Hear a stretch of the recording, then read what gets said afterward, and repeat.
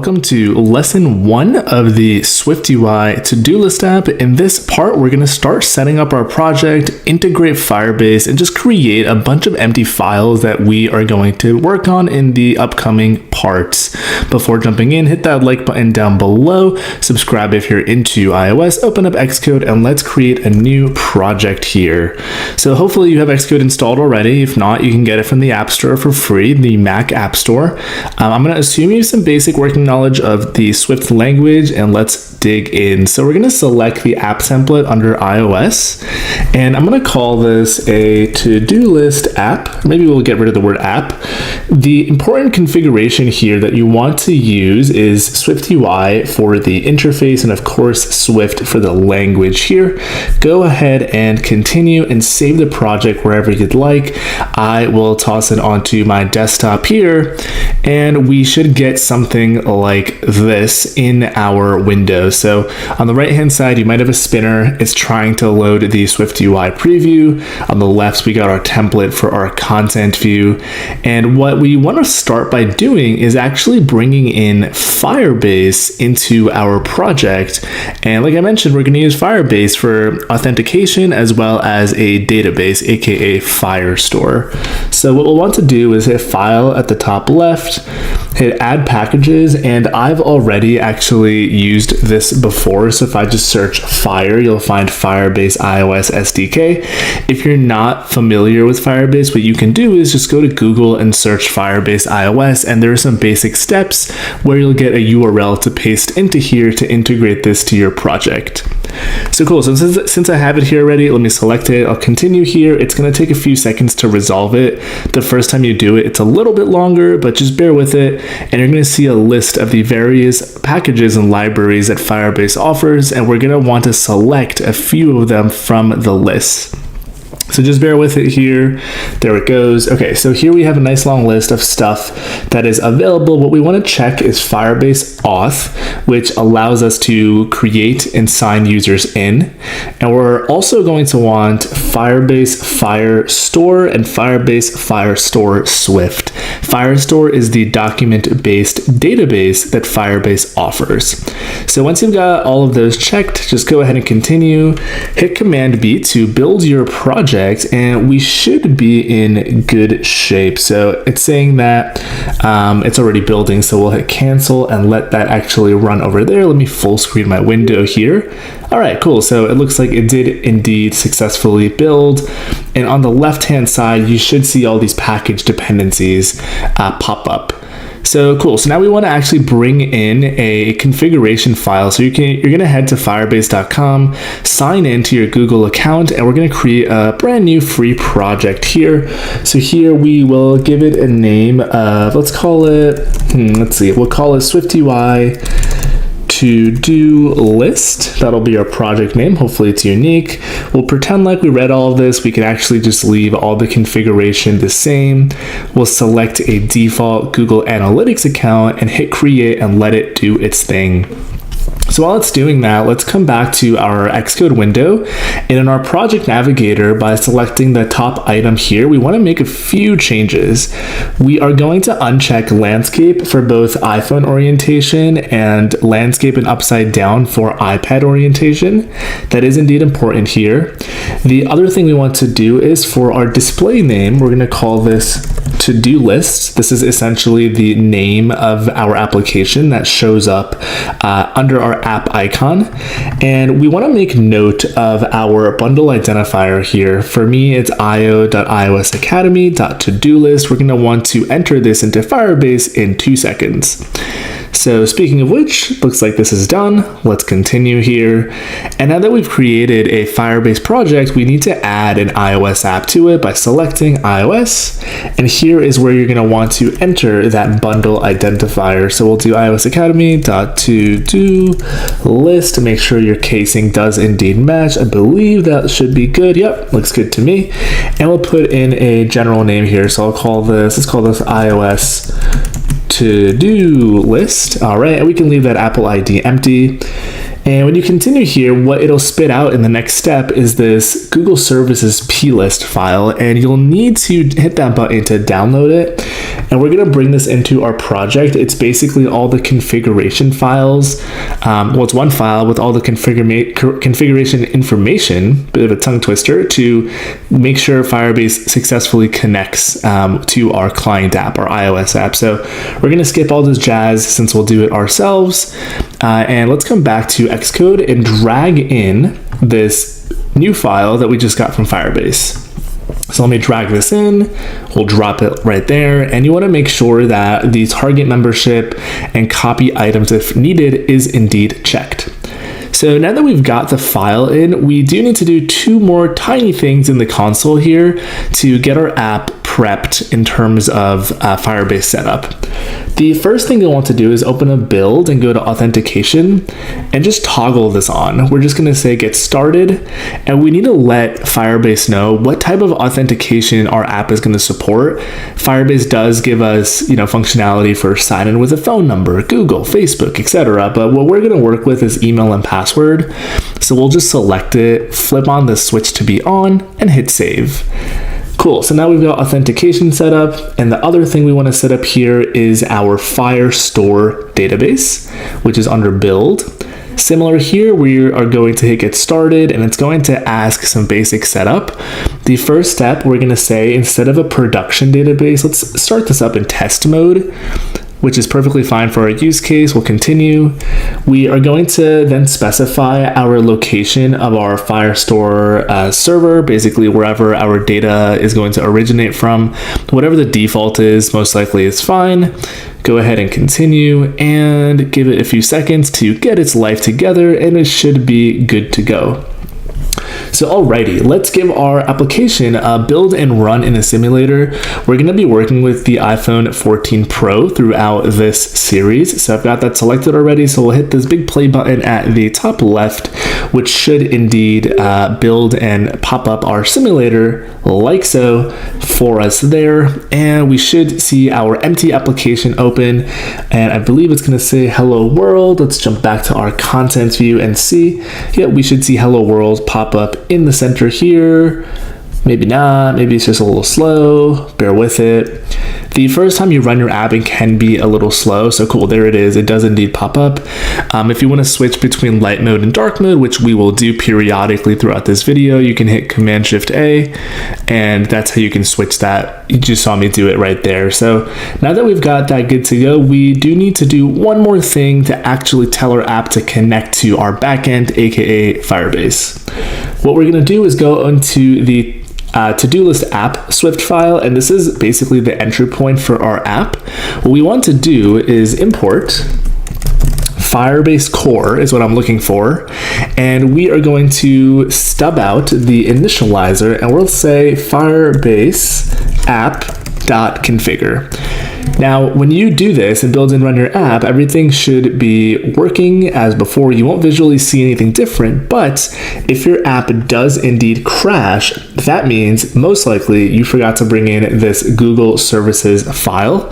In other words, what it's probably saying is, and what it's actually trying to do is, it's saying, hey, configure this app with all the information in here, but if it can't find it, it basically freaks out and crashes and says, hey, this is a problem, you need to fix it. So now that our basic project is set up, we are successfully connected to our Firebase backend here. Let me just refresh the page and make sure Firestore is good to go as well. What I'll do for the remainder of this video is just create some folders on the left here and some empty files that we will be filling out throughout the next several videos. So let's create some folders. So you can hit this and hit new group, right click and hit new group, or you can hit Command Option N. And I guess what we'll want is 4 different folders. The first one will be our views. The views folder will basically hold what it sounds like it's going to hold, everything the user will visually see, aka views. We are also going to have a folder called view models, and these are going to be objects that allow our views to be intelligent and do stuff, right? So the actual logic of a view. So for example, when I hit log in after typing in email and password, an object in view models will actually handle that interaction for us. Next up, we're going to want our models. This is going to represent our core data types in our project. So in our case, we're going to have a user and a to-do list item, right? N number of users can sign up, and a single user can create however many to-do list items that we'll be saving in our backend as well. And what I like to do for the fourth folder is just create an other, which is a grab bag of anything that doesn't nicely fit into these three. So let's start moving stuff around. We'll put our Google Services file in there. We have our main app entry point. We'll stick that in other as well. We have our default content view. I'll stick that into views. I guess we can throw assets into other, and we should be in pretty good shape. All right, so let that build, give it a run once more, make sure nothing accidentally broke with me dragging stuff around. I can delete this Google Services file from my desktop because it's been copied to the project, and we're in pretty good shape. So before we wrap up here, let's create some empty files and talk about some basic series workflow stuff. So you're going to often see me refresh this preview on the right, which is called the canvas, and the shortcut on your keyboard to do that is Command Option P. You can also hit the little refresh button that you had seen there. You can drag the section here for our canvas and our code respectively. So I like keeping it as small as possible where I can see it and our code has enough room to breathe. And I'll bump up that font size as well. And let's create some Swift files and talk about what on earth we're going to need. So I believe this simulator has the finished app on it already. So here we are. Let's take a look at it. So this is our login screen. So we definitely need a login view. When we hit this button, we get a register view, which is awfully similar to login, but we do need a view for that. And if I go and log in here, if you bear with me, and I believe my super secret password is just password, you'll see we'll probably want a view for our list of items. We'll want a view to enter in and create new items, and we'll want a view for the profile here as well. So irrespective of how on earth we're going to actually create these, let's create SwiftUI views that are going to represent all this jazz. So here we have content view. I don't like the name that much. I'm going to change it to main view, and this is basically what our application is going to open to. Just make sure that you rename it in both your implementation here, down below in your preview, as well as in your application's app file. So in its window group, the file, the view that it opens up to is your main view. And that's a much better name than just content view, which is a little generic. Debatably, main is generic as well, but that's okay. So let's create a new file in here by hitting Command N, and we will be searching for SwiftUI views. And let's start creating the views that we briefly discussed here. So we have profile view. So I'll call this profile view. And we're not going to be doing anything in these views in this video. We're literally just creating these empty views and files that we can work with later on. So here we'll have to-do list items view. So this is kind of what it sounds like. This will serve this tab where it shows all of our items. We'll want the view where we can actually create new items. So let's create a file for that as well. And this one will be new items, or new item, because we create one item at a time, singular, new item view. Alrighty, looking pretty good. And then we definitely also did have a login screen, so we'll want a login view. Looking good. Let's create another SwiftUI file for registration. Here we will have our register view. All right, and let's think about what else we might need. So here we have on the list of items, a list of these like draggable row things. So one could probably infer that, hey, we could probably, stick all of this in the to-do list item view, but maybe we want each of these rows, we want to have a separate abstracted view, a file where we can basically design the way that this row looks, right? Having a little check mark on the left, or on the right, I should say, having the labels on the left, things of that nature. So what I'll do is create a SwiftUI view for that as well. So we'll create a SwiftUI view, and we're going to call this a to-do list item view. And not to be confused with our previously to-do list items view. So what I'll actually do is let's rename this to-do list view. I'll get rid of the word items, just so the naming is not as similar. Make sure you get rid of it in the implementation, and then make sure you get rid of it down in your preview as well. Hit Command B to build, make sure everything is still building. If you have any errors, just check for typos and things of that nature. And those are essentially all the views that we'll most likely need. I might have forgotten one or two, but I digress. We can add them along the way as we build. Now let's create some more files. So in models, I had briefly mentioned we have two models in our project. So we'll create a Swift file, and we're going to have something that represents a user. So whenever someone signs up, and then of course we're going to have something that represents a to-do list item. So this is the data itself that we are going to basically be working with. You can imagine in larger apps, you'll have tons and tons of models, but in our case, this is what we will be working with. Awesome. So the last thing we're going to do is create view model Swift files. The way that I like to think about this is that every view, most likely, will have its own view model. So the simplest way to approach this is for the 7 views that we have down below, let's just create 7 Swift files. And what I like to do is just take the name of the view and then append the word view model at the end of it. So in this case, we have main view, view model. And it's just a Swift file for now. We're not going to do any implementation. So let's just get these created and out of the way.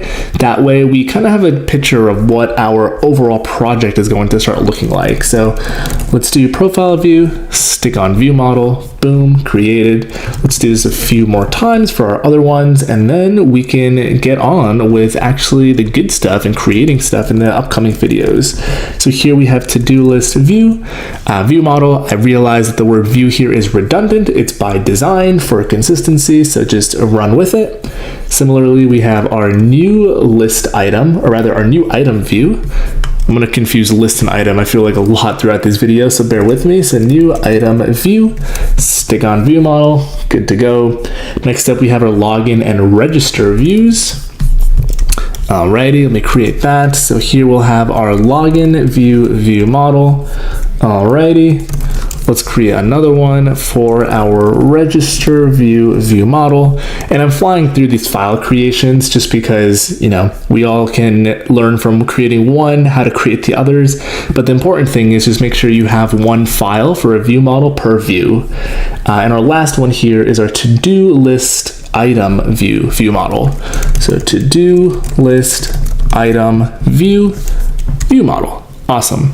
Hit Command B, which is going to build your project. You can also hit the little play button at the top left, and let's just hit that play button and we'll see our application running.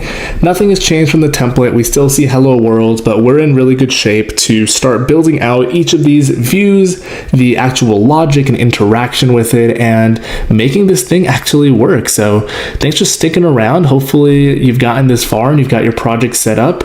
I will see you in lesson 2. Let me know in the comments if you hit any issues. If you have any questions, destroy that like button for the YouTube algorithm. As always, appreciate y'all watching, and onwards we go.